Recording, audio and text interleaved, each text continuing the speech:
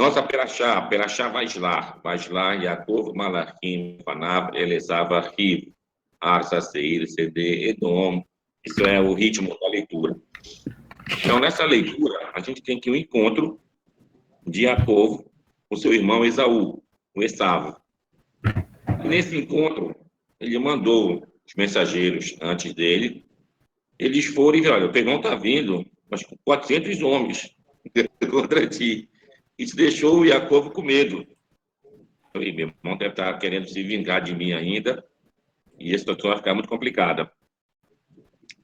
Aí, a gente lê no texto, ele prepara um grande presente para dar para Esaú, faz uma oração a Deus. Ele também divide o acampamento dele em dois acampamentos, de modo que um fosse atacar, ou teria tempo de fugir. E é aí que ele tem um encontro como se fosse uma visão profética, ou então num sono, ou seja, durante um sonho. Aí ele luta com a pessoa, no caso é um anjo, ele ganha essa luta, mas o anjo toca no nervo ciático dele, da locomoção, e ele fica coxo. Aí o texto escreve, portanto, os filhos de Israel não comerão esse nervo ciático, esse Gid Hanashé, chamado em hebraico, por todas as suas gerações. Então, depois no Monte Sinai, também é mencionado essa situação de a gente não poder comer o Gid Hanashé, esse nervo ciático. Bom, então, bora logo nós já ter nessa parte do nervo ciático. No nervo ciático, é um nervo que ele tem que saber tirar e puxar ele sai assim certo. Toma muito cuidado para ele não romper. Então, o que aconteceu? Em comunidades europeias, judeus da Europa, vendo essa dificuldade, resolveram não comer mais a carne traseira. Então, os ashkenazim, em geral, não comem a carne traseira. Você não come filé, não come contrafilé, não come alcatra, chamole, chandura. Essas carnes fazem parte da parte traseira. Eles só comem praticamente carne de peito, agulha, que chamam de acém, e são três. Agulha, peito, acém.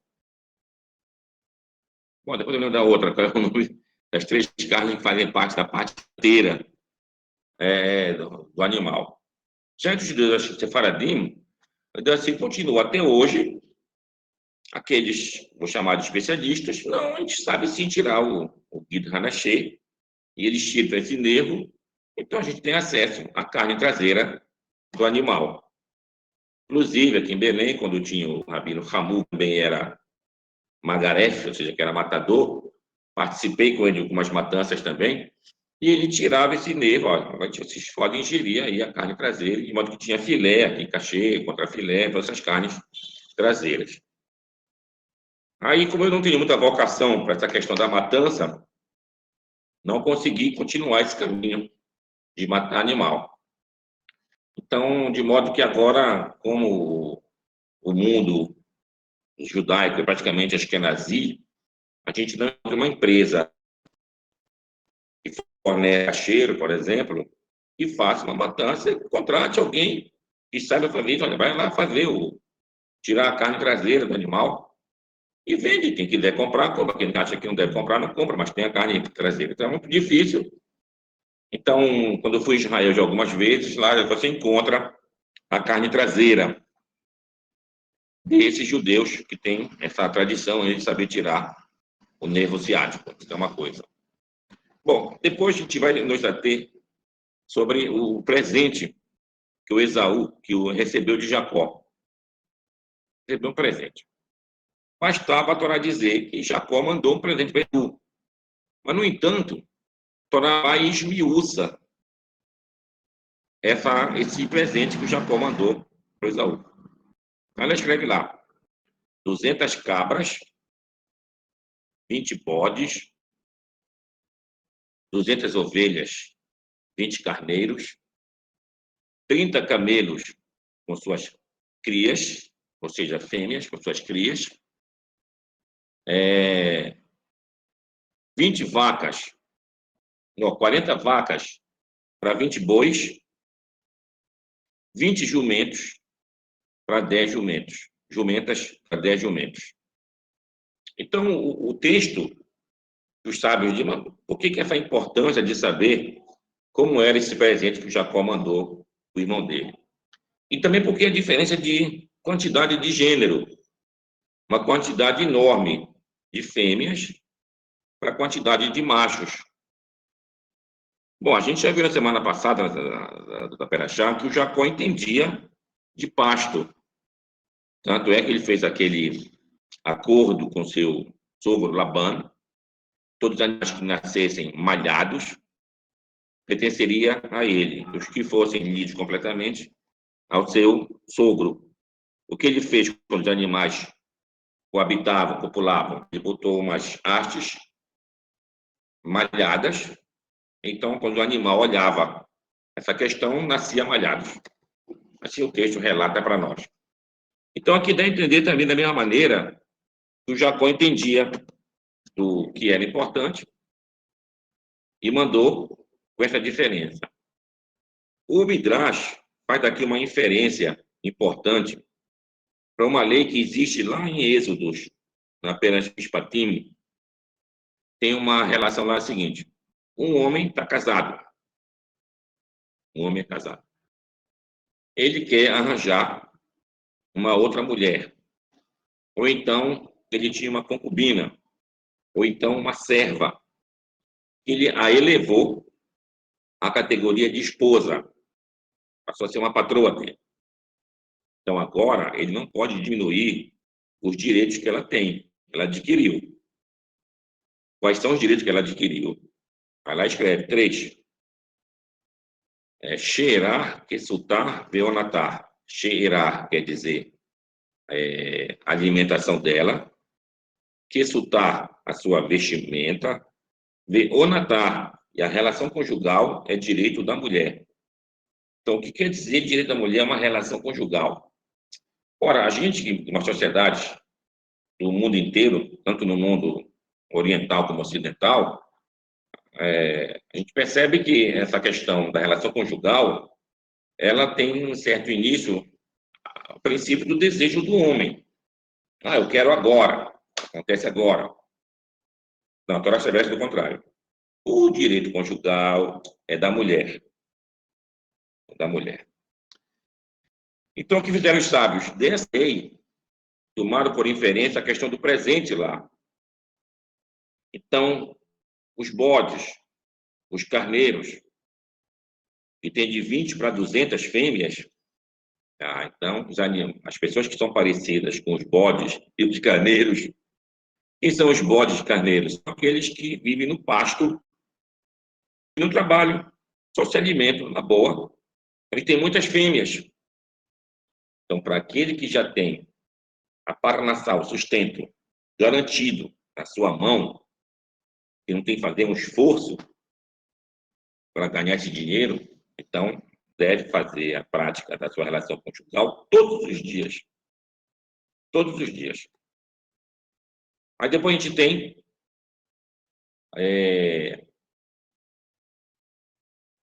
as vacas e os bois de animal de carga de trabalho. Então, na relação que a gente vê lá de macho e fêmea, semana. Então, aquele que trabalha deve fazer 2 vezes na semana. Depois nós temos os jumentos, que são animais de carga e que faz transportes. Então, esses são pessoas que trabalham, mas trabalham como se fosse na mesma cidade onde eles moram, num lugar um pouquinho mais afastado. Então, esses 1 vez na semana. Se eles são aqueles que vivem em camelô, que fazem viagens mais longas, 1 vez a cada mês. E ultrapassando esse limite, eles que eram navegantes, que viajavam por mares, 1 vez a cada 6 meses. 1 vez a cada 6 meses. Bom, o que indica essa halakha? Essa halakha indica o seguinte: quando o homem se casa, ele cria um contrato de casamento com a esposa dele. Então, ele tem deveres para com ela e ela para com ele, assim como tem direitos. Então, nesse direito, o direito conjugal é da mulher. Ou seja, o mínimo necessário que o homem deve para satisfazer a sua mulher, digamos assim, é manter esse nível aqui. Se ele trabalha e é um desgaste muito grande do trabalho, é assim que a Torá vai entender isso. Conforme for as viagens dele, vai entender isso. Se ele tem o Parnassá garantida, todos os dias, que isso indica, se a mulher for exigente, se a mulher achar que o homem não está cumprindo com esse estabelecido, então ela que pode pedir o divórcio alegando isso. E aí o tribunal força o homem a dar o divórcio, já que ele não é, digamos assim, homem para aquela mulher, usando uma expressão mais corriqueira. Logicamente, tudo isso está em cima do acordo implícito entre homem e mulher. Se um casal casou e ninguém reclama de nada, e é ano a ano, por exemplo, tá bom. Então, todo dia, tá bom, a mulher quer também, o homem quer também, não tem problema. O problema está quando não tem muita afinidade e quando isso pode se tornar um motivo para se ter uma separação. Então, vai se entender o motivo dentro desses limites estabelecidos pela lei. Isso é uma coisa. Então, como o direito conjugal é da mulher, se entende daqui não somente a questão da quantidade de vezes, não é de vezes, mas principalmente da qualidade das vezes, ou da vez.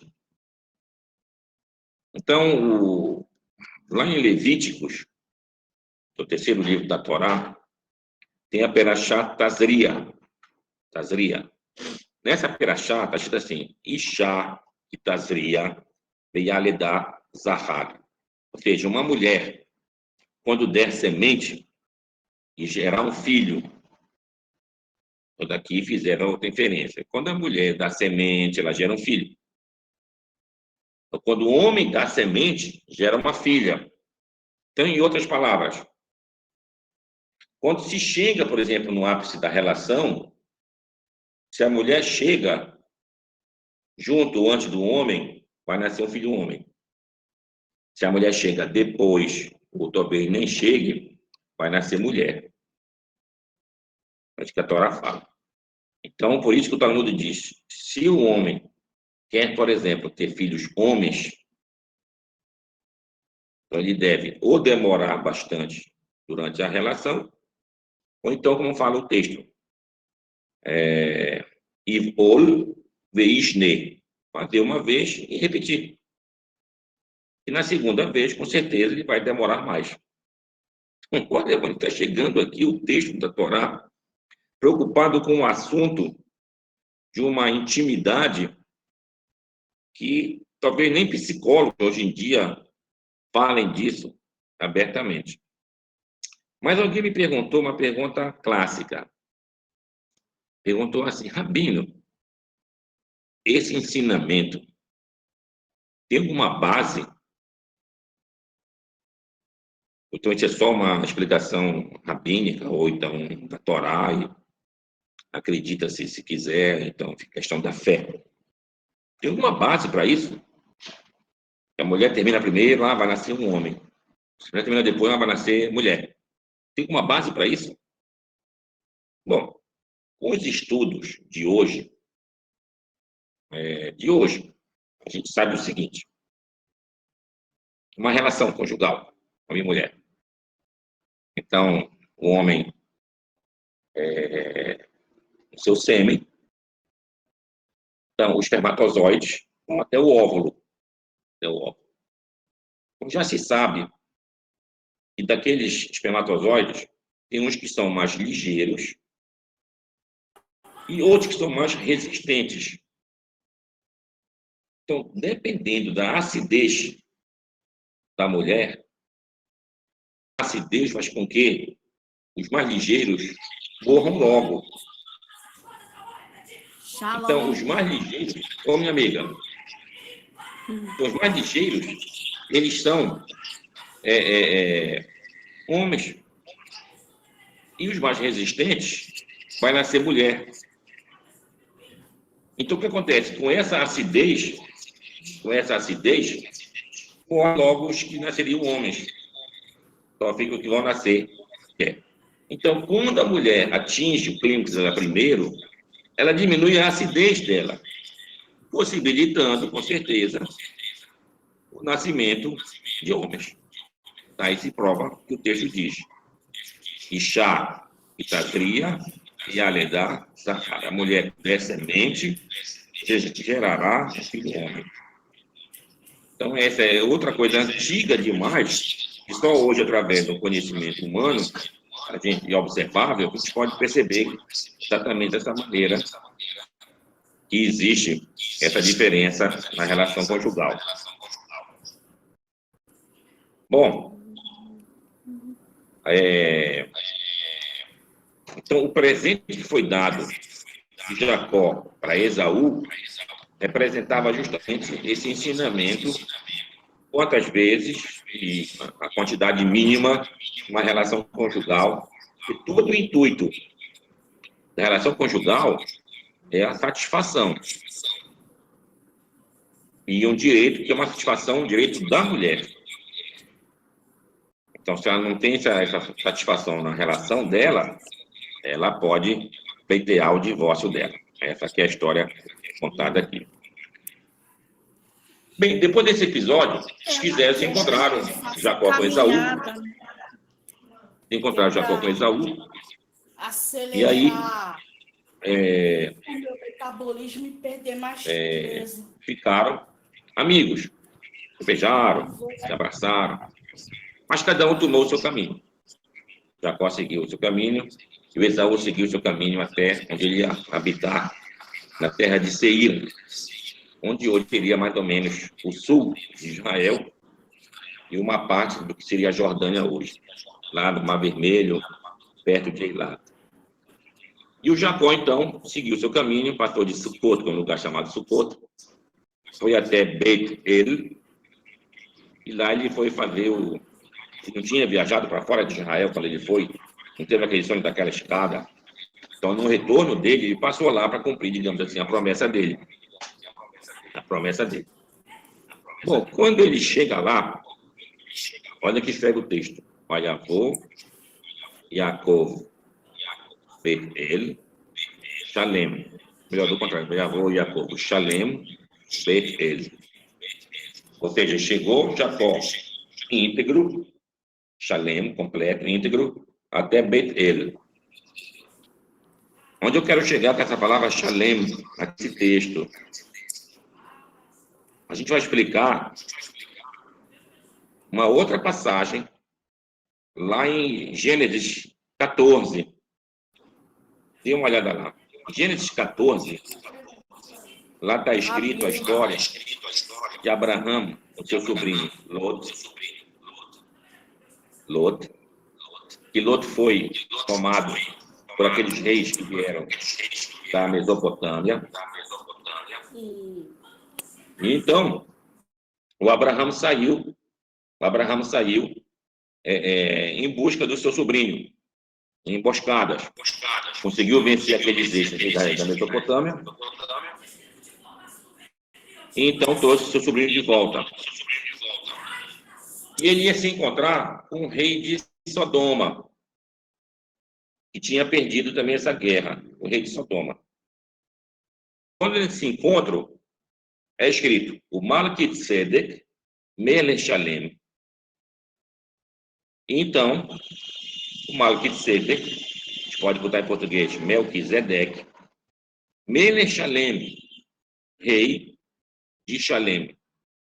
E a gente interpretar Shalem, como está nessa perachá de hoje, como íntegro, tu pode traduzir também lá da mesma maneira. O Malquisedec, o Melquisedeque, era um rei justo, era um rei íntegro, mas não que fosse rei de Jerusalém. Então, o que dá a entender lá naquele texto, depois vocês podem dar uma olhada lá, do 14, que aquele rei Melquisedeque era um rei de Sodoma.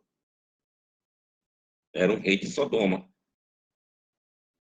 Então, a Jerusalém antiga, bem antiga, ela é originária de Sodoma. É originária de Sodoma. Interessante isso. Então, a palavra lá, Shalem, que é o termo básico para você interpretar. Assim como lá, íntegro, aqui também Jacó chega íntegro à cidade de Bet-El para cumprir com a sua promessa. Bom, a partir daí, o Jacó está perto de Shechem, um lugar chamado Shechem, que hoje chamam lá em Israel de Nablus. Nablus. Nablus é uma cidade onde mora muito árabe, que lá está a tumba do patriarca José Yosef, que foi trasladado lá do Egito, na época de Moshe, e foi enterrado lá em Shechem. E por que chama-se Nablus? Nablus é o nome usado na atualidade, usado até por fontes árabes também, mas Nablus nada mais é Neópolis. O que é Neópolis? É o mesmo que Nápoles, aquela cidade lá na Itália. Quer dizer neo, nova, polis, cidade, cidade nova, em outras palavras. Como no árabe não se tem a letra P, o fonema P, então é B. Então, Nápoles, Nablus, um B. Mas é a mesma cidade de Shechem. Então, quando chegar lá, a filha de Jacó, Diná, vai dar uma volta na cidade. Vai dar uma volta na cidade. Quando ela volta na cidade, eis que o filho do chefe da cidade, lá, o príncipe, a pega e a violenta. E a violenta. Mas aí ele ficou gostando da Diná. Ele se apaixonou pela Diná, digamos assim. Então ele fala com o pai dele: papai, gostei dessa moça. Vá falar com o pai dela, para ela ser minha mulher. E assim o pai, que era o chamado Hamor foi falar com Jacó e disse: não, pode botar um dote até alto. Mas o meu filho gostou da sua filha. E o Jacó, então, muito nervoso, com a situação toda da filha dele ter sido praticamente sequestrada e violentada, esperou seus filhos chegarem. Quando eles chegaram, foi contado o assunto. Então, os filhos ficaram assim e fizeram, então, uma tramóia. Disse: olha, nós não podemos dar a nossa filha para se casar com alguém incircunciso. Então, é preciso que façam a circuncisão para poder vocês se unirem com o nosso grupo, com o nosso povo. E assim, isso foi bem aos olhos de Hamor e de Shechem, e eles convenceram todos da cidade que eles moravam em Shechem para fazer justamente a circuncisão e se unir com o povo de Israel, com os filhos de Israel. Quando eles fizeram a circuncisão, no terceiro dia, aí conta o texto que Shimon e Levi, que Simão e Levi, os filhos de Jacó, com a espada, a fio de espada, foram e mataram lá os homens daquela cidade e tomaram sua irmã de volta. Então disseram: Harzoná e a Searroteno, como uma zoná, como uma prostituta, trataram a nossa irmã, a trouxeram de volta. Bem, aqui surgem algumas perguntas. Shechem, esse povo de Shechem, Iveu, como está escrito no texto, essa circuncisão que eles fizeram serviu como uma conversão? O ato que os filhos de Jacó, Simone e Levi fizeram, é um ato, podemos dizer, um ato aprovado? São discussões difíceis de resposta. Nossos sábios disseram, o próprio texto diz que Jacó não aprovou esta reação dos seus filhos. Ele, no final da sua vida, quando deu a bênção aos seus filhos, menciona esse fato de Shimon e Levi, que o nome deles, de Jacó, não tivesse ligado ao nome desses dois personagens aí, o Levi e o Shimon. E daqui a gente vê uma pergunta, mas sendo assim, por que Levi teve a privilégio de ser a tribo escolhida para fazer o serviço divino. Como que Jacó disse que ele não queria que a sua dignidade fosse lembrada junto a de Shimon de Levi, como é que Levi então fica com esse privilégio? Bom, daqui a gente percebe o seguinte, que as pessoas que são ligadas, que devem ser ligadas a Deus, são pessoas principalmente zelosas do serviço divino. Então, por exemplo, quando mais adiante a gente vai ver que o povo pecou com bezerro de ouro, o que Moshe disse? Quem estiver do meu lado, tome as espadas e bora matar aqueles culpados. Aí a tribo de Levi, os filhos de Levi, tomaram a dianteira e foram matar aqueles culpados. Se tomaram o zelo pela defesa do serviço divino.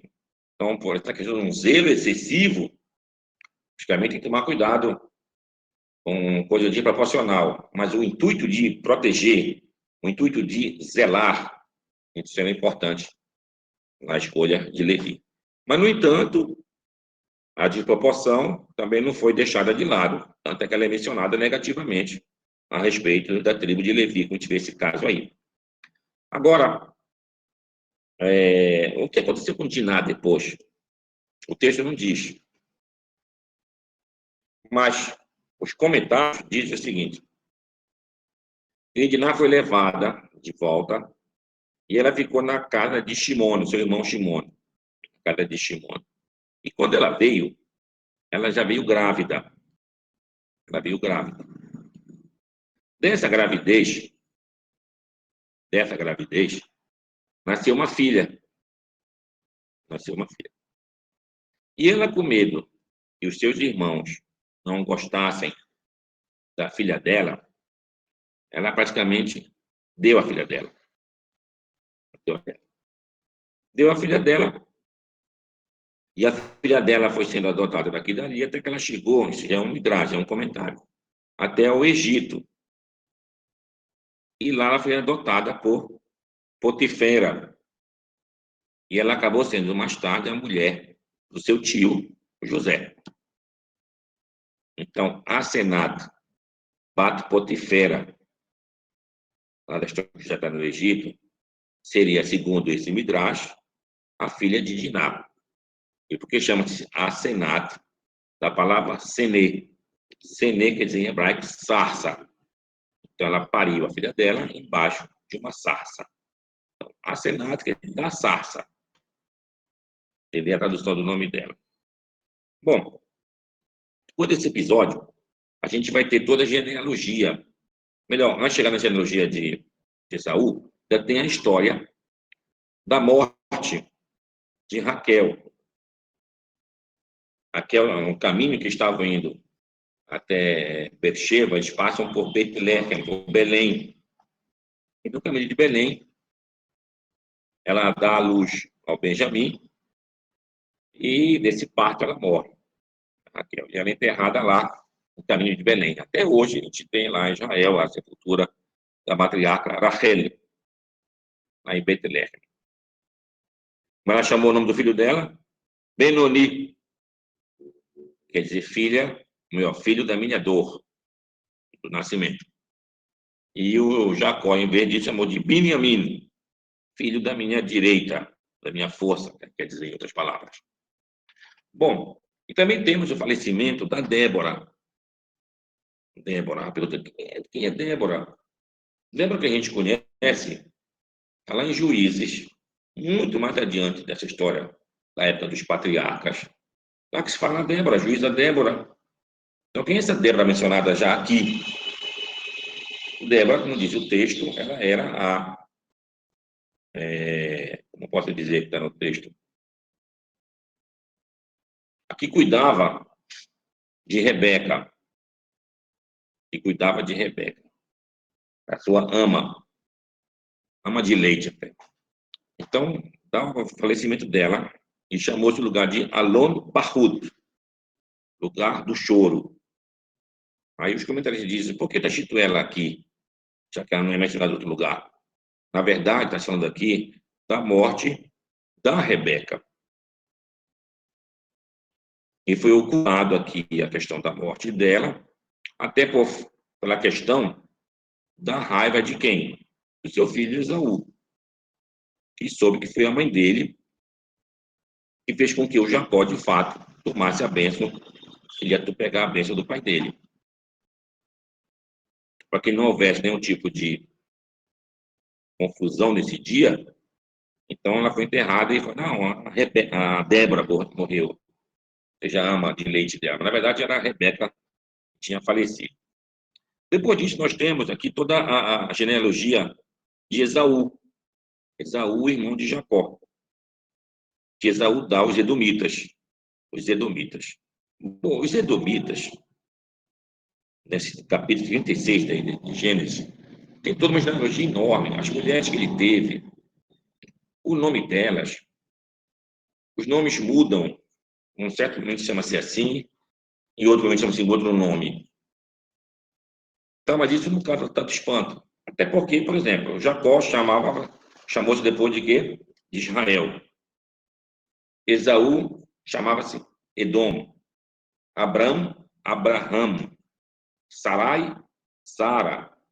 E assim, outros personagens têm nomes duplos, digamos assim. Também as mulheres do Esaú. Então, ele teve os seus filhos, seus netos, seus bisnetos, como está relatado lá.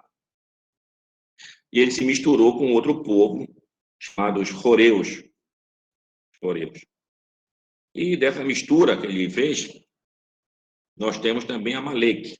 Os amalequitas tido como um inimigo do povo de Israel, mas são nossos parentes, são descendentes de Esaú. Então, os comentaristas da época do Talmud relacionam os edomitas, e da sua descendência, tiveram vários povos, entre eles os romanos. Os romanos seriam edomitas. Então, um dos filhos mencionados de Edom, de Esaú, chama-se Magdiel.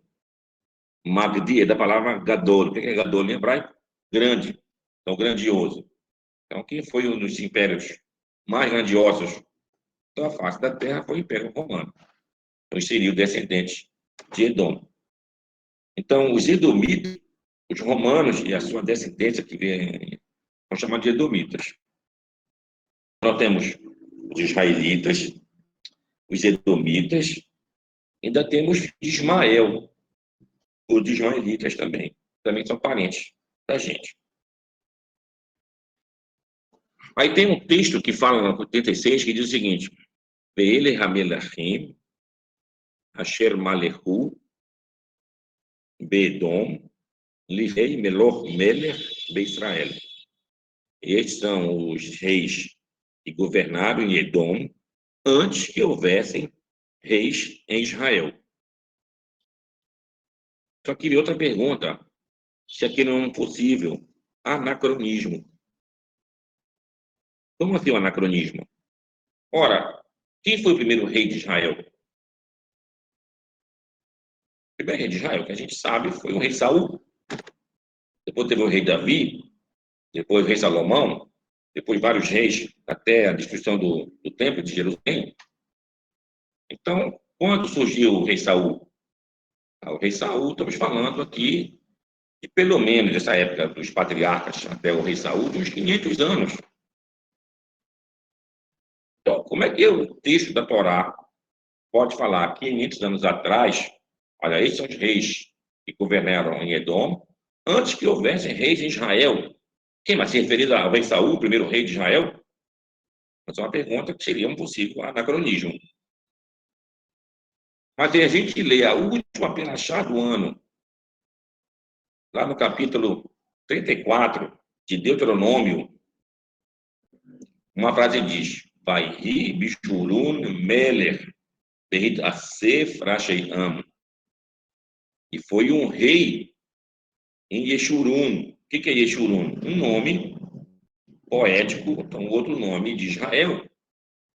quando se reuniu as tribos. Que momento foi esse? Quando saímos do Egito. Isso era uma referência a quem? Ao próprio Moshe. Então, Moshe foi como se fosse o rei de Israel. Então, antes de Moshe, que foi esse rei de Israel, já se tinha reis aonde? Lá em Edom, os edomitas. Então, isso que fala o capítulo 36 desta Perachá. Mas aqui, sim, aí nesses reis, está lá. Viveu o rei tal, faleceu. Veio outro rei, dá o nome dele. Outro rei. Está lá uns 7 reis. Então, chega no 8º, além de falar do nome do rei, se fala da mulher dele. Da mulher dele. Bom, então é daqui que o Zohar, um livro cabalístico, hoje ensina aqui o seguinte: não, essa menção que tu tens aqui do capítulo 36, que fala que existiram reis antes do rei de Israel, então são conhecidos como Malchei Edom, reis edomitas. É uma referência, olha bem, é uma referência a um mundo anterior a Adão, o primeiro homem. É uma referência aos mundos anteriores a Adão, o primeiro homem. Então, nessa literatura judaica cabalística, está nos dizendo, não, antes de Adão, tiveram outros mundos. E esses mundos se acabaram e se formaram outros. Então, a gente está vivendo um ciclo. Esse ciclo pode se acabar e depois terá outro ciclo, outras realidades. Mas esses mundos não são totalmente destruídos. Os seus cacos que formam o outro mundo que vem depois. Então, em outras palavras, Deus, o todo, infinito, tem a sua luz infinita. Então, ele vai criar o nosso mundo finito. Ele retira de uma parte a luz infinita dele e cria um espaço limitado, logicamente, sem sua luz. Sem sua luz. Então, para esse espaço sem a luz divina, ele cria uns filtros, onde ele vai jogar novamente a luz dele com uns feixes de luz limita dele, e esses filtros vão filtrar a luz até chegar numa capacidade que uma criatura criada por ele possa receber da sua luz e não morrer com isso. É o exemplo que se dá da luz elétrica. A luz elétrica, se jogar muita energia na luz elétrica, aquilo é um pipoco que não pode. Ou então, se for pouca energia, a luz talvez nem acenda, ou acenda aqui apagando. Tem que ter uma quantidade certa. Então, esses filtros que foram existindo, então, no começo, teve essa luz. Jogava nesses filtros, os filtros não tinham capacidade para receber e transferir essa luz, então eles se quebravam. Se quebravam. Isso é chamado reis edomitas. Então, esses mundos foram criados e foram destruídos até chegar realmente no momento de um equilíbrio perfeito para que a gente tenha o nosso mundo que a gente tem hoje. É como, por exemplo, digamos, a Terra, nosso planeta aqui. Está numa distância tal em relação ao Sol, e a gente não está aqui nem com muito frio, nem com muito calor. Se estivesse um pouquinho mais próximo do Sol, a gente poderia morrer de calor aqui dentro. Ou um pouquinho mais afastado, morrer de frio aqui dentro. Então, tudo é matematicamente bem organizado para nós termos o que nós temos aqui, a nossa vida aqui. Então, aqui é mais uma prova da existência de Deus, é tu vê esse conhecimento matemático extra-humano. Não é através da capacidade humana que essa matemática do universo ela existe. Então, tem uma matemática lá funcionando que tem nada a ver com a gente. Então, tu percebe que existe, de fato, uma mente muito maior que está por cima disso tudo. Então, é isso que vai ser dito. Nós vivemos dentro da mente do Criador. Dentro da mente do Criador. É o que se fala lá no começo de Gênesis. Bereshit, Bará, Elohim, Et Hashamayim, Et Haaretz. No princípio, criou Deus os céus e a terra. O que é a palavra princípio? Está lá, Bereshit. Princípio, no hebraico, vem da palavra cabeça. Rosh, que é a letra Resh, que a gente já está aprendendo nas nossas aulas de hebraico. Então, ou seja, na cabeça de Deus foi formado esse mundo, ou seja, na mente de Deus foi formado esse mundo todo que a gente tem aqui. Então, nós somos fagulhas dessa mente, são fragmentos dessa mente infinita do nosso Criador. Então, quando chega no capítulo 36, está sendo falado isso dos reis edomitas, está te ensinando isso. E foram criados mundos, esses mundos foram destruídos, e assim até chegar. Por que nós aprendemos que do último se chegou a um certo equilíbrio? Porque lá tem a menção, além do rei que veio em seguida, da mulher dele. A gente volta mais uma vez o quê? O equilíbrio do masculino com o feminino. Então, quando a gente chega, de fato, a esse equilíbrio masculino-feminino, aí que tem realmente a simetria perfeita a criação do mundo. Então, o Adão ele é criado simetricamente, homem e mulher junto. De um lado, ele é homem. Do outro lado, atrás dele, ele é mulher. Então, depende do lado que você tiver. Então, de frente, ele é mulher. Do outro lado, ele é homem. Quando se tem, no segundo capítulo, a separação do homem e mulher, que Deus corta de um lado deles, se traduz geralmente nas Bíblias comuns como a costela de Adão, mas a tradução acho que seria do lado de Adão. Então se forma um masculino e um feminino. E o texto diz: o homem abandonará seu pai e sua mãe, unir-se-á sua mulher, e serão uma só carne, como eram antes. Como eram antes. Então, esse equilíbrio do feminino e masculino é que mantém o nosso mundo realmente com as suas bênçãos e com a sua simetria perfeita. Quando, porventura, isso é sacudido, essa simetria, a gente tem o caos que a gente está vivendo. Esse é um exemplo, lá no capítulo 6 de Gênesis, a gente pode dar uma lida lá. Lá fala dos filhos de pessoas poderosas, os filhos, entre aspas, de Deus, vieram ter com as filhas do homem. E tomaram as que quiseram, pela vontade ou contra a vontade, tanto faz, tomaram. Então aí houve um desequilíbrio entre o masculino e o feminino. E veio em seguida, depois desse equilíbrio, veio o dilúvio. Veio o dilúvio. E durante o dilúvio, ficou proibida a relação conjugal. Como o texto diz, quando Deus manda o Noé entrar na arca, diz: entra tu e teus filhos, de um lado, tua mulher e tuas noras do outro lado. E está proibida a relação conjugal. E quando a gente sai da arca, Deus diz: sai tu e tua mulher junto, teus filhos e tuas noras juntas. Aí se permitiu a relação conjugal.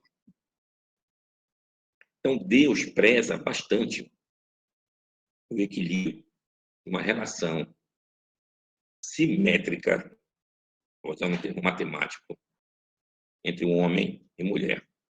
Por que Deus preza isso? Porque nós somos completamente diferentes. que é importante para o homem não é importante para a mulher. O que é importante para ela não é importante para ti. Então, como tu vai lidar esse dia a dia? O que acontece às vezes em muitos relacionamentos? Alguém trabalha muito, passa o dia inteiro trabalhando, se encontra só à noite, por exemplo, conversa mais 2 ou 3 horas, dorme, de manhã toma café e vai embora. Aí, como diminui o relacionamento, diminui um pouco também os problemas de relacionamento. Mas quando você vive mais intenso, essas diferenças vão aparecer. E como tu vai saber fazer esse equilíbrio que eu estou falando aqui, o masculino com o feminino e vice-versa? Então é isso que se quer. Esse é o maior ensino que nós temos nessa perachá de hoje aqui. Presente que o Jacó deu para Esaú, que representava a situação de Esaú com a sua descendência. Esse capítulo 36 de Esaú fala dos outros mundos que foram destruídos. Não se tinha essa relação perfeita. Agora, quais são as dificuldades para a gente manter a simetria? Deus deixou também um preço. O bônus é a simetria. Mas qual é o ônus dessa simetria? Que Deus fez? O mundo estava perfeito até então na sua criação. Masculino e feminino. O Adão e a Eva. O que Deus fez? Vou agora fazer uma assimetria. Coloca a serpente no jardim do Éden. A serpente é como se fosse um serafim de Deus. E qual era o papel do serafim de Deus lá? Tu vais injetar na mulher e no homem um ingrediente. E esse ingrediente pode fazer muita confusão. O que ele injetou na gente? Um ingrediente que queima. Um ingrediente que queima. Lá em Cântico dos Cânticos, do rei Salomão, em hebraico, Shir Hashirim, Asher de Shlomo, lá diz, tem uma coisa que queima como labaredas divinas, que é como a morte, inclusive. Nada mais é do que o ciúme que a gente sente. Então, o ciúme é uma situação complicadíssima. Então, tem uma relação perfeita. Digamos, homem e mulher vivem numa ilha. Numa ilha. Vivem felizes lá. Eles dois felizes lá.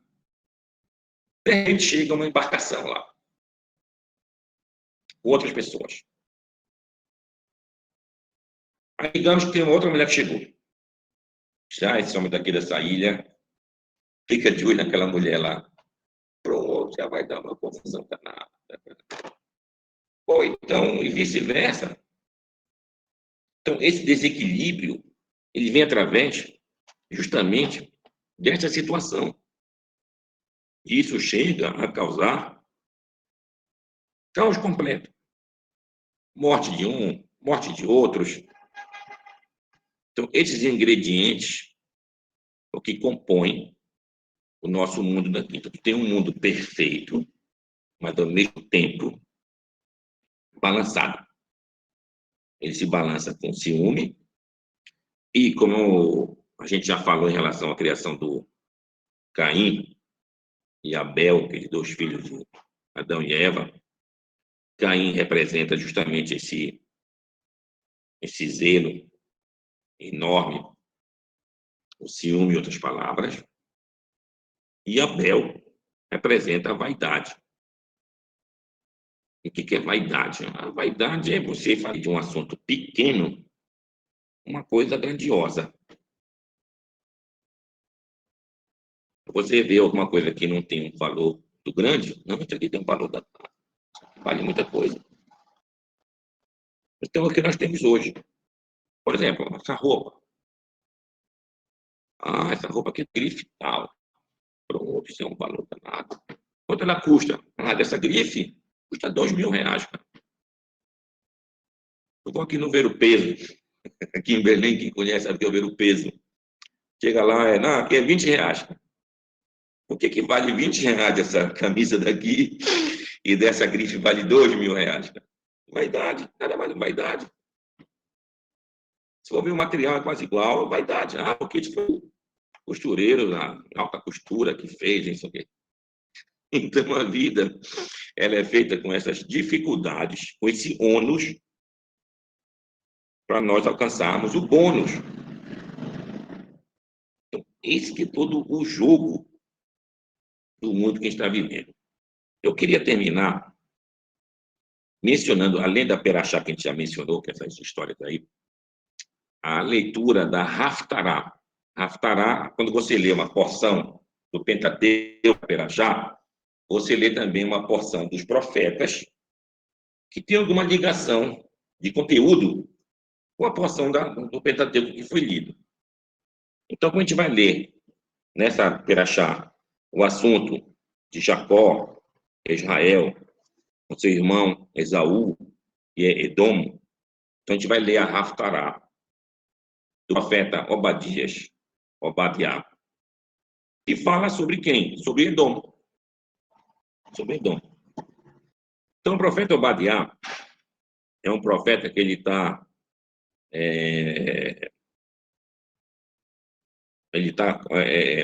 o seu tempo a profecia dele é logo próximo à destruição do templo, do primeiro templo, quando o reino de Judá está sendo conquistado pelos babilônios. Então, o profeta fala do júbilo dos edomitas. Nossos irmãos edomitas são nossos irmãos, digamos assim. Em vez de nos ajudarem, zombaram. Tá vendo? Olha aí o que aconteceu com os israelitas, se lascaram. Zombaram. Então, o profeta dá uma profecia contra eles. E lá é falado que a casa de Jacó vai ser um fogo. Tem um fogo. E a casa de Esaú, deixa eu lembrar o texto, vai ser uma lenha. Ele vai pegar fogo. Mas quem vai provocar isso é a tribo de José. A tribo de José que vai ser aquela chama e vai jogar realmente esse fogo na lenha, que no caso é o Esaú. E percebam que no texto, lá em Obadiah, se fala assim, Bet Yaakov, fogo, Bet Yosef, Lehavá, a casa de José, a chama, a labareda, e Bet Esav, Lekash. E Esav vai ser, então, a lenha, como eu chamei, que é a palavra cash. Cash se representa aqueles fios, assim, pode ser canudo, aquele canudo de tomar suco ou água, chama-se cash. Pode ser o arco-íris, Keshet. Isso era o quê? A divindade de quem? De Esaú. Chamada Caos, então Cash, ou então Keshet. Então, tu percebe que o fogo vem de Israel para destruir Edom. E quem destruiu Edom? A casa de José, Bet Yosef, da tribo de José. Então, daí que o Talmud nos comenta como seria a destruição de Edom através da tribo de José, ou seja, a tribo de Efraim, são descendentes de José. Então, é de lá que é dito. Primeiro comentário. Tu vai ter um líder da tribo de Efraim, tribo de José. O que é o líder em hebraico? Um ungido para ser líder. Em outras palavras, um Mashiach, ou então um Messias. Então, Messias da tribo de Efraim. Esse aqui vai fazer uma luta contra quem? Os edomitas. E quem são os edomitas? Segundo a gente viu no nosso comentário, o Império Romano e a sua esteira, que veio depois. É todo esse mundo europeu, esse mundo ocidental que a gente conhece aqui. Então, a tribo de José, a tribo de Efraim, que vai fazer essa luta para trazer realmente esse fogo e queimar essas situações que a gente está vivendo. Então, o que a gente percebe que essa luta é verdadeira aqui? A ideologia. A ideologia, às vezes, de coisas falsas. O interesse não pela verdade em si, o interesse pela beleza, pelo discurso que é belo, mas não está no âmago da verdade, das coisas verdadeiras. Então, é essa pequena diferença que é a luta que a gente tem até hoje. Em outras palavras, a outra opinião que diz, sim, exatamente isso, mas o que a gente espera de José? O que José, o nosso patriarca lá no Egito, conseguiu fazer de tão importante? José foi aquele que conseguiu resistir à investida de quem? Da mulher, de Potifar, e acabou sendo acusado de ele estaria cometendo um ato abominável, por isso ele foi preso.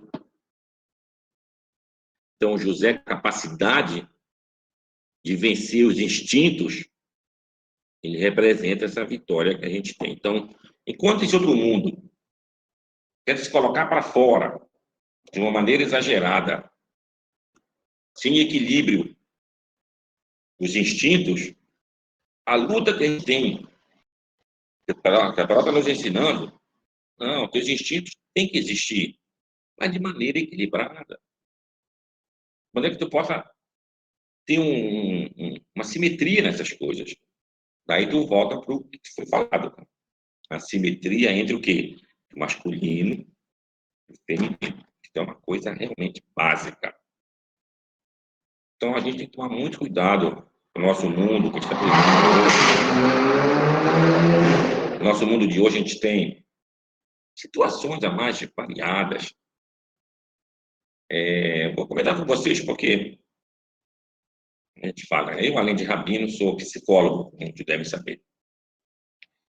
Então, há pouco tempo, tive uma cliente, adolescente, de 15 anos.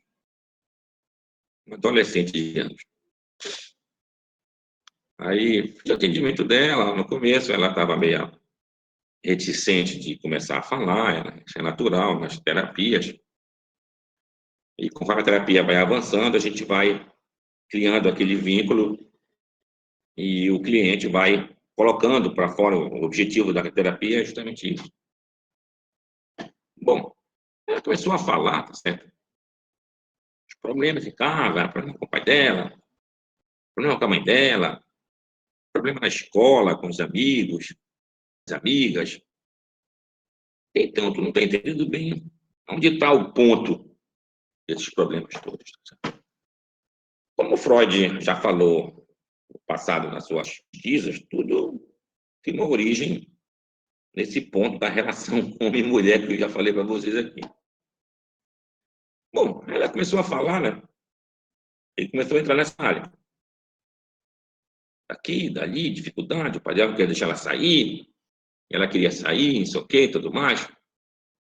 E, bom, aí ela falou, não, sabe, eu sou pan. Aí eu perguntei, como assim punk? É punk? Aí quem foi ela? Não, não é punk. É funk? Também a gente não, não é punk nem funk. Eu fiquei, o que é punk? Aí ela riu, né? 15 anos ela tem. Ela disse, não, pan, que se diz hoje em dia, é aquela pessoa que se relaciona com qualquer gênero. Eu disse, mas tu quer dizer que você é bi? Ela disse, não, não é bi. Bi é aquele que se relaciona com homem ou com mulher, um e com o outro. Pan é aquele que se relaciona com homem, com mulher, transgênero, travesti, com mulher, como chama em Manaus, de mulher machuda, e assim por diante. É pan, é tudo. Aí que eu fui entender o que era pan. Aí eu fiquei com vergonha. Falei, pô, 15 anos, cara, me dando uma lição desse mundo tão perdido que está, cara. E eu fiquei deveras preocupado. Como que alguém com 15 anos está vivendo um drama desse tão grande? A mãe dela sabe, o pai dela, logicamente, ainda não sabe. E ela vive as experiências as mais loucas possíveis, cara. E a pergunta é, não tem ponto de referência? O que está faltando aqui, cara? A nossa geração, por exemplo, a gente tinha aquele ponto de referência. Tu via isso na tua casa, via as coisas que tua mãe falava, teu pai falava, aquilo ia entrando e ia fixando aqueles pontos. Até aqui tu pode ir, aqui tu não pode ir. Situações assim. Mas hoje em dia não tem referência alguma. Não se tem referência alguma, cara. Então a gente vê com bastante preocupação, de fato, o momento que a gente está vivendo. Então, o que a gente tem que ter, de fato, como estou dizendo, é o equilíbrio, novamente, o ponto da perachá entre o feminino e o masculino. Se a gente perde isso, o que aconteceu com os mundos anteriores. Quando tem esse equilíbrio, tem uma certa destruição. Bom, vamos deixar aqui abertas nossas interações e perguntas, nossos nobres alunos. Por favor.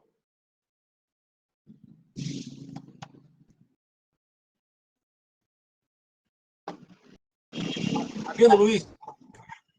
Pois não, seu Luiz? Tive que dar uma saída correndo, estou meio cansado. Mas é o seguinte, o senhor falou sobre com relação à relação sexual do homem, né, e a esposa e tal. Isso. A gente sabe que existe aquela questão quando você acorda, tem que fazer o Netilat Yadayim, porque aquela impureza do sono, né, existe um resquício, né, dessa impureza, que a gente não sabe para onde que vai durante o sono, que é uma pequena morte, né? Eles consideram, né, o judaísmo considera como uma pequena morte e tal, e se por exemplo fazer o Netilat Yadayim. Aí o cara chega 10 horas da noite do trabalho e aí não deu para fazer o que precisava ser feito. De manhã cedo o cara levanta cheio de disposição, a esposa cheia de disposição, e aí vai e acontece o negócio e o cara não faz o Netilat Yadayim.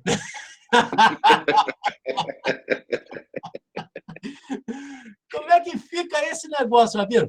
Porque existe uma santidade, lógico, no ato sexual. Claro. Aquele lado da simetria, né? E existe a impureza do sono. Como é que vai acomodar isso aí? Como é que faz? O cara levanta, faz Netilat Yadayim, volta. Não faz o Netilat Yadayim. Tá certo, entendi.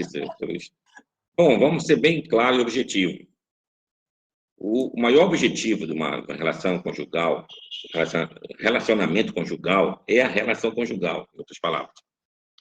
Então, dependendo da situação, como a gente está vendo aqui, o trabalho, o desgaste, as situações as mais adversas possíveis, então, às vezes, fica para de manhã, o que eu estou falando. Dormiu, descansou, relaxou, de manhã acordou mais disposto, tudo mais. Então, se faz de manhã, é como se fosse uma continuação da noite. Então, ele não deve fazer a Netilat Yadayim por enquanto. Ele acorda, vive o momento que tem que viver com a sua esposa. Quando acabar isso, que ele for se tomar a higiene necessária, aí sim que vai fazer Netilat Yadayim. Se lava primeiro, toma banho, faz tudo que tem que fazer, vai fazer Netilat Yadayim.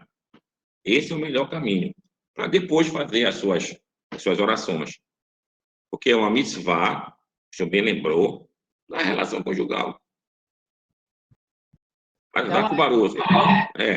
Ele é primeiro que o Netilat Yadayim, a mitzvah, né? Em termos de Primeiro, escala de prioridade, importância. escala de importância, com certeza. Com certeza. Ok. Muito bem. Obrigado, Rabino. Sadarabá. Nada, seu Luiz. É um tema meio complicado de abordar, mas... Não, é um tema complicado.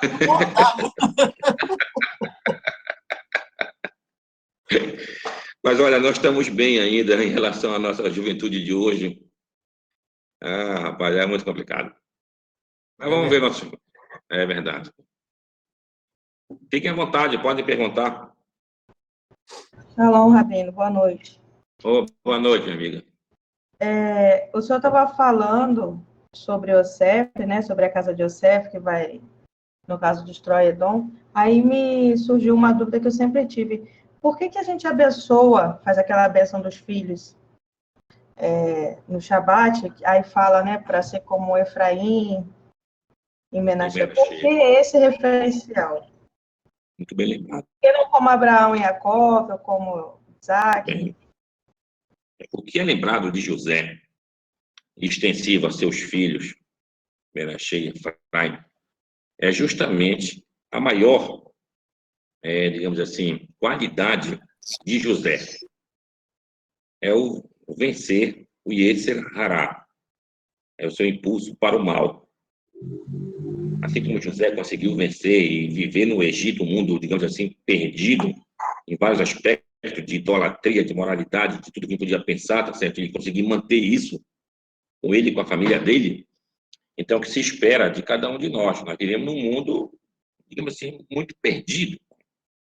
E você vai ter que manter dentro dessa perdição toda esse conceito, ou esses conceitos. Então, que a gente tenha a bênção que foi dada justamente a José, extensiva a Menashe e a Efraim. Essa que é a importância, Fabiane. Tá certo, obrigada. Nada. Rabino, tá? Oi. Oi, Isaías. Deixa eu perguntar uma coisa, que eu fiquei assim, até meio preocupado com esse negócio, porque esse negócio dessa menina aí de 15 anos, né? Porque assim, o mundo hoje está meio doido, realmente, tá essa loucura toda, mas assim, até que ponto a gente pode responsabilizar essa menina, assim, a conduta dela, assim, como por ela, por ela, ou a gente tem que responsabilizar isso, os pais, o mundo, o que, né, como que poderia ser responsabilizado isso? Ela, que a atitude, às vezes, que ela toma, não sei se isso aí, se o pai, os pais deveriam estar, né, tá tomada a ponta da educação disso, o mundo também está todo perdido, eu não sei como é que fica isso. Como é que ficaria isso para Deus? Isaías, boa pergunta. Pode ser uma loucura, né? Uma menina de 15 anos ter um pensamento desse, uma atitude dessa. E ela ainda me disse mais, ela disse, não, assim são todas as pessoas que ela conhece do ambiente dela, os amigos dela de 15 anos lá. É o que eu estou imaginando, é isso. Ela deve viver um ambiente complicado, né? Exatamente, complicado. Ou seja, ela acaba sendo parte desse ambiente, ou seja, ela está só seguindo o rumo que o ambiente está dando. Pois é. Aí, bem colocado, isso, não é verdade? Ela acaba sendo uma vítima, né? Vítima, isso que eu estou falando. Pois é, aí quem seria a culpa? De quem a gente responsabilizaria por isso? Assim, a sociedade, os pais, os educadores?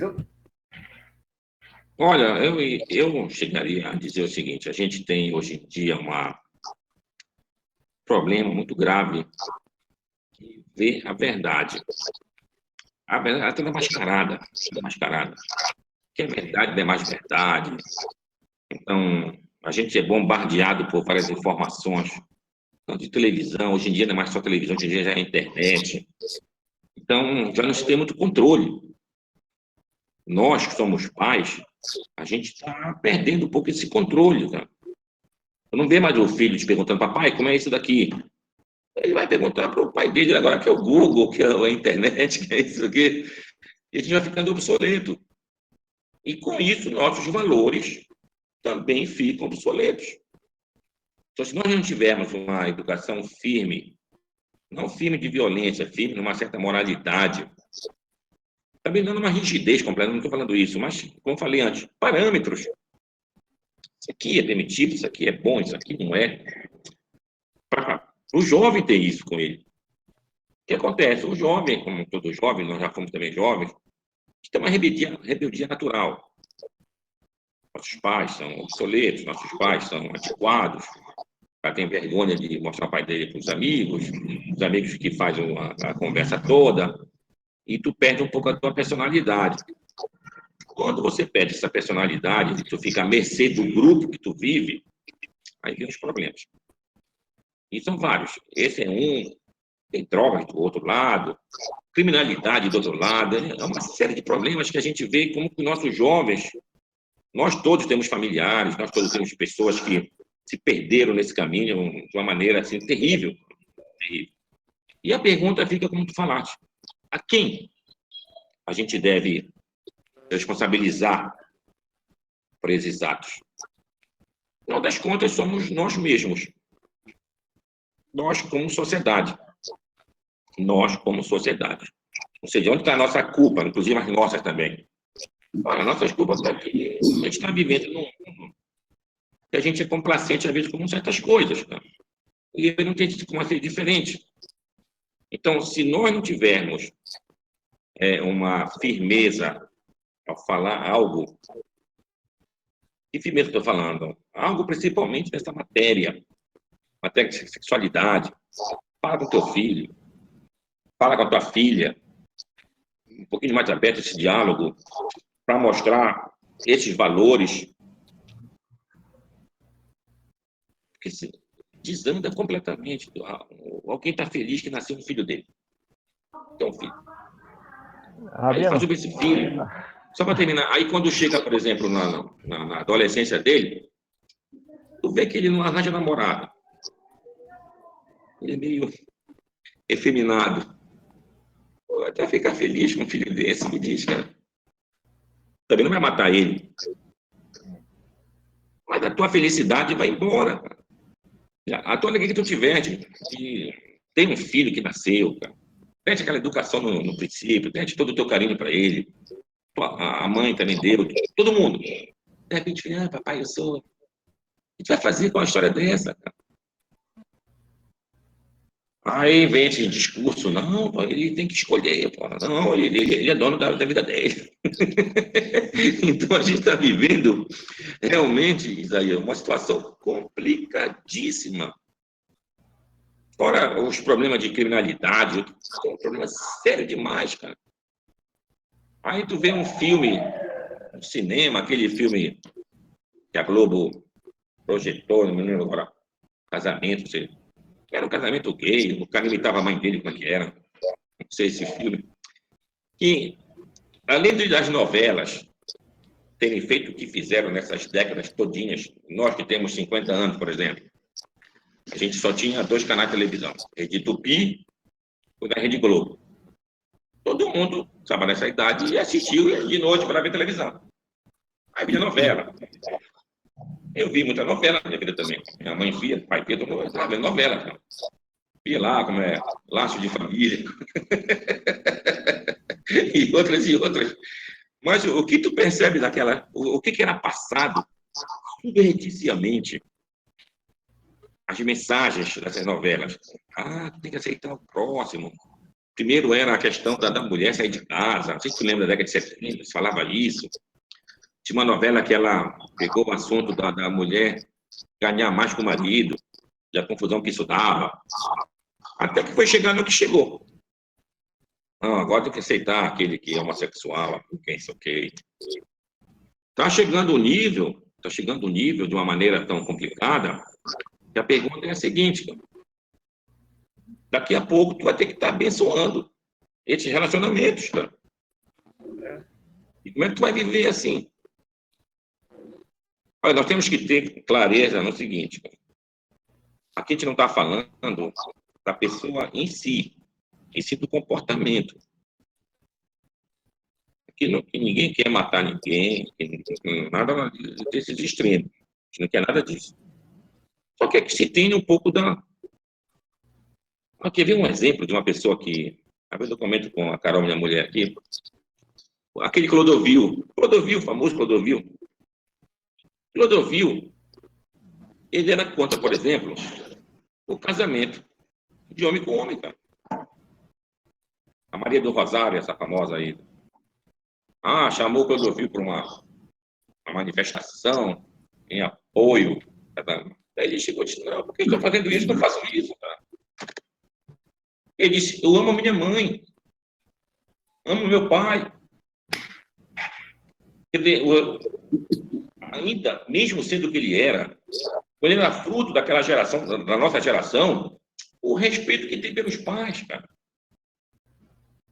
Ou seja, o que tu faz na tua vida pessoal, ninguém tem nada a ver com isso. A pessoa é, por exemplo, um adúltero. Um exemplo, adúltero. Enquanto isso não vem à tona, deixa o cara ser o que ele é, cara. Ele que vai ter que achar, a consciência dele que vai dizer, não é ninguém que vai julgar ele, ninguém matar ele, nem ela, a adúltera, no caso. Nesse mesmo caso. Agora, o que a gente não pode fazer, olha, Rabino, eu quero que tu faça uma bênção para mim e para minha adúltera. Como que eu vou abençoar um adultério? Que Deus abençoe esse casal aqui de adultério. Não tem como fazer isso, cara. Então, é essa questão aqui que está sendo falada. Esses valores que a gente tem que fazer uma luta, a gente possa manter.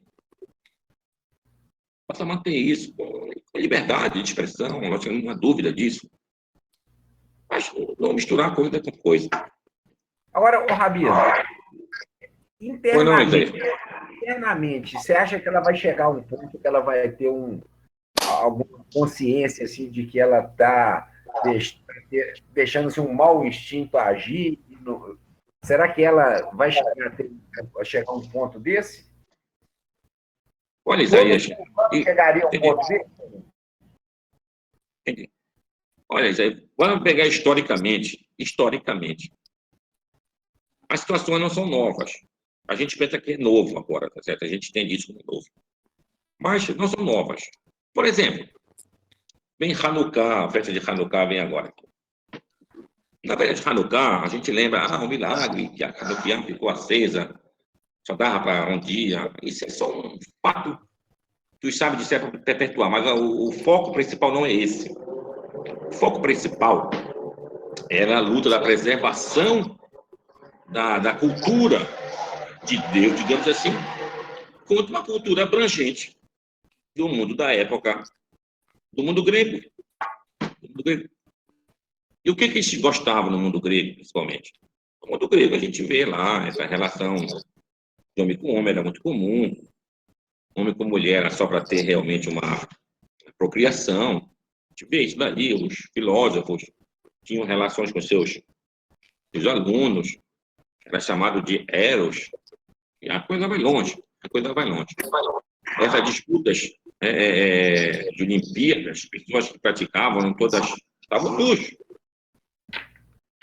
Então, imagina que queria fazer isso lá em Jerusalém, que ela fazer lá um anfiteatro lá, para fazer isso e ficar todo mundo nu lá dentro. Aí os judeus que queriam participar disso, muitos deles não queriam participar disso. Tinham vergonha, quiseram ser circuncidados.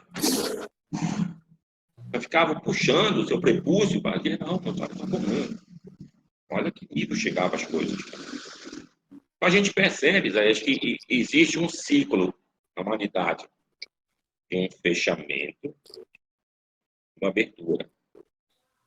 Fechamento, uma abertura. A gente está agora saindo do fechamento da era vitoriana que a gente teve, que é um fechamento muito grande também. A gente podia falar desses assuntos, uma era de abertura, mas é uma abertura muito grande. Provavelmente vai ter depois um retroceder, isso é lógico. Agora, toda a pergunta é a seguinte: a que preço a gente vai ter esse retroceder depois? Então, a gente tem que ter, justamente, a questão, como eu digo, os pontos. Para pontuar, isso aqui não ultrapassa esse ponto aqui, vem até aqui, Então, esse limite quem tem que manter na nossa sociedade como um todo. Não vamos pensar, por exemplo, numa sociedade idílica como a projetada para a época do Messias.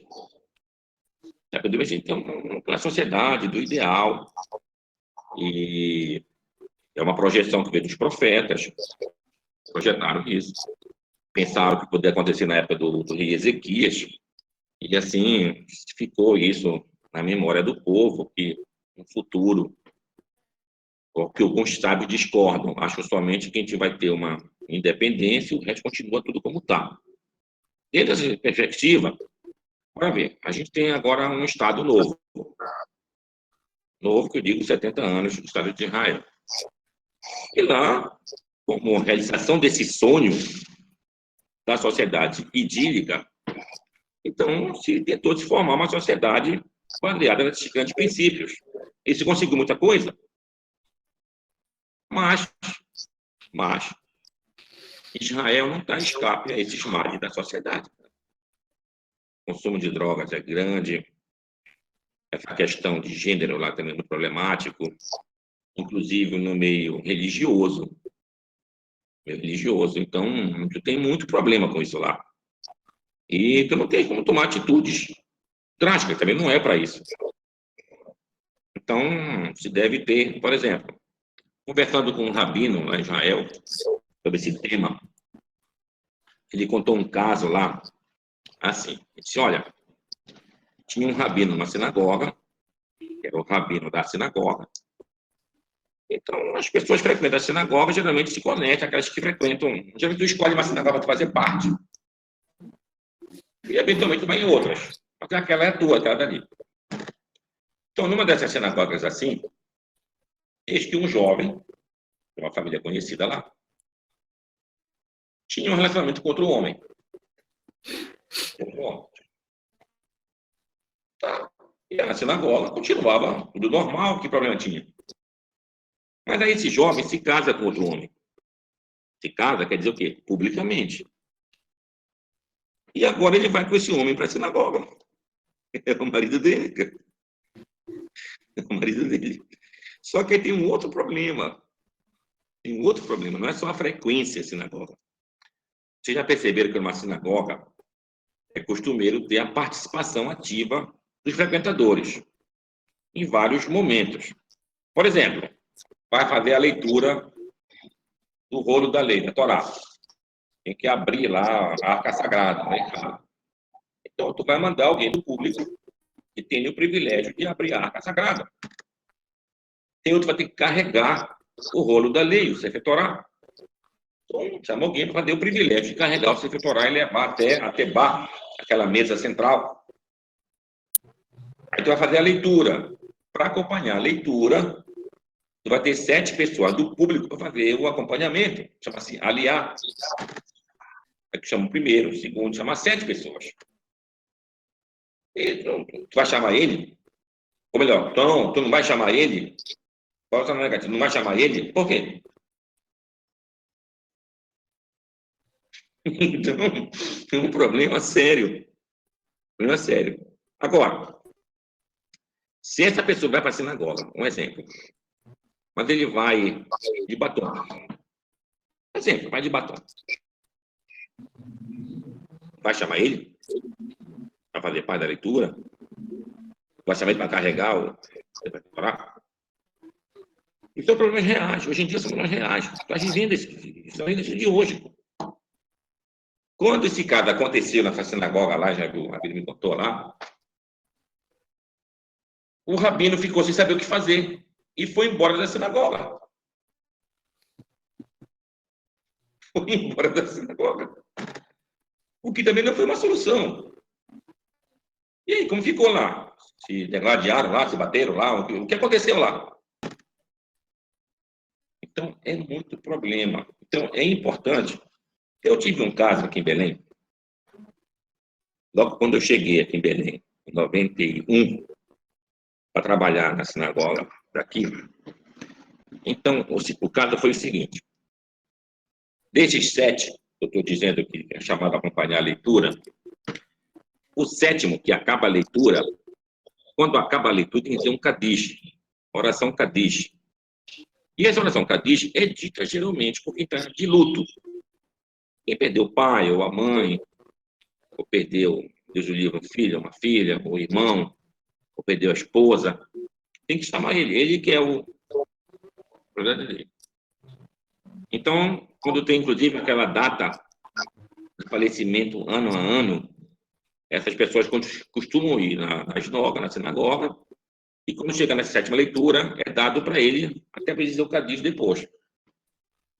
Então, tinha um caso desse aqui em Belém, e o filho era conhecidamente uma pessoa desse tipo. E as pessoas conheciam. Inclusive, seus parentes chegaram comigo. Não, Rabino, tu não pode chamar ele. Olha como ele é, Rabino, não sei o quê. Aí eu falei, não, a gente não pode fazer isso. Se ele vier dignamente vestido para a sinagoga, deixa ele, cara. Se ele é um pecador, ele é um pecador como nós somos, cara. Ele tem o dele, somos os nossos. Então, mantendo esse nível, deixa ele. Então, assim foi feito, alguns reclamaram na ocasião, me lembro disso. Não, cara. É o pai dele, ele está jogando pelo pai dele, ele está aqui fazendo a honra devida ao pai dele. Se ele usa brinquinho, manda ele tirar nessa hora, cara. Se usa batom, manda ele não usar batom, cara. Se ele usa uma roupa toda colorida, espalhafatosa, manda ele usar uma roupa digna. Então, são esses parâmetros que a gente deve ter para manter o nível social público. Público. Isso é a mesma coisa, como eu falei para eles.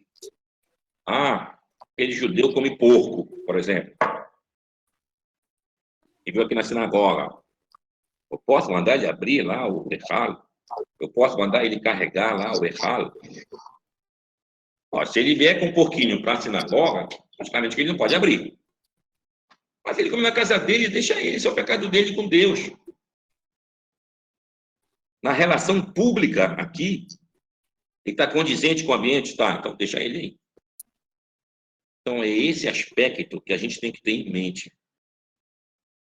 Então, uma coisa é você ter um valor público. Ou seja, aqui na sinagoga, publicamente, mantemos esse tipo de comportamento. Esse. Tá bom, é a regra para seguir. É igual, por exemplo, Quando eu você era... vai uma camiseta ou short, você não vai entrar de camiseta nem de short. Tá né? É certo. E outro problema também é o seguinte, a gente não pode marginalizar a pessoa, né, Rabino? Não, de jeito nenhum. Mesmo que a gente saiba o que seja. Deus não quer que você faça isso, você coloca a pessoa à margem da sociedade, né? De jeito nenhum. De jeito nenhum. Eu ia te contar, quando eu era pequeno, na década de 60 para 70, eu lembro disso. Na sinagoga aqui, né? Eu era garoto. Então, você chegar na sinagoga de manga curta, tu não podia subir na Torá, cara. Não, isso era um desrespeito. Só que a sociedade estava em mudança. Então, tinha um paletó que ficava lá na Tebá. Se a pessoa estava com isso daqui pequeno, uma manga curta, ia subir, veste paletó. Só que o paletó tinha um tamanho. Se era magrinho, ficava aquele paletó grandão. Se era gordo, ficava aquilo apertado. Então, enfim, chique de paletó. Até que com o tempo, década de 80, 90, tá todo mundo usando manga curta, não tem como forçar. Então, a época também faz a situação. A época transforma o que seria o normal ou anormal. Outro exemplo dá para vocês aqui. Olha, no Brasil, aqui, ninguém beija homem com homem. Cara. Aí eu cheguei em Israel, estava no kibbutz, fazendo o PAN Ivrit, ou seja, um curso intensivo de hebraico. E era um kibbutz dati, um kibbutz religioso. Lá tinha Shabbat, graças a Deus, fazia kiddush. E judeu de toda parte do mundo. E tinha um judeu, fisicamente assim, forte, ele era francês.